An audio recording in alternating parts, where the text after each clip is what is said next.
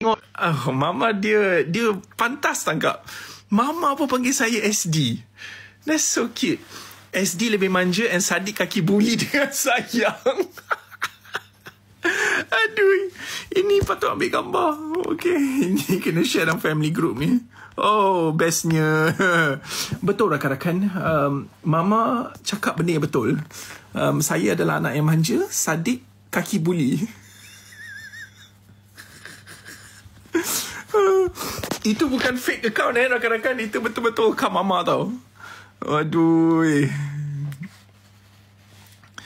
Maaf baru. No worries Nora. You tengoklah Nora. Mama pun panggil ISD Nora. Mama pun ada dekat sini. Masalahnya yang comelnya, Mama tak pernah panggil SD tau. This is the first time Mama panggil SD. Kena bully dengan sayang. Who sayang? Patutlah YB selalu bully Bella. Memang. Tapi bully sayang lah. Bully sayang. Nora, sebenarnya tengah nak siap-siap ni. Kita orang nak pergi tempat syuting Harry Potter tu. Sambil kita dekat sini, ada orang daripada universiti ni, dia DM ajak podcast. Dia orang Malaysia. Dia ajak podcast. So I dengan my roommate, kita orang tak suka shopping. So yang lain-lain tu semua keluar jalan-jalan, shopping. Kita orang fikir dalam kepala kita, tak ada function nak buat macam kita ada duit. Lagi baik kita jalan-jalan pergi tempat Harry Potter kan.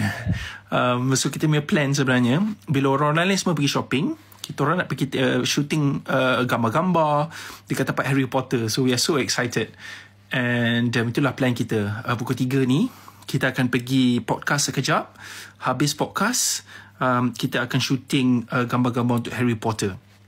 Oh ya, rakan-rakan, saya ada satu permintaan. Lupa nak cakap. Mama Nora, tengok Mama cakap Nora. Alamak. Nora tengok. Thanks Nora for everything. Ya Allah. Mesti Nora happy. Nora tengok Nora apa Mama cakap.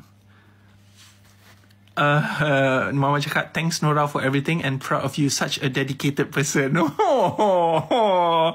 Nora sekarang dah kembang. Nora sekarang dah kembang.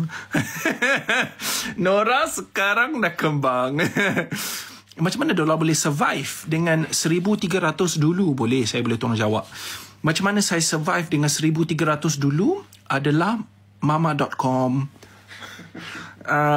So bila zaman saya broke, tak ada duit, baru nak start YouTube, baru nak start social media, saya duduk dengan Mama Buya. Mama Buya jaga saya makan, jaga saya minum. Saya umur dah tua, duduk dengan Mama Buya, tak malu pun. So Mama Buya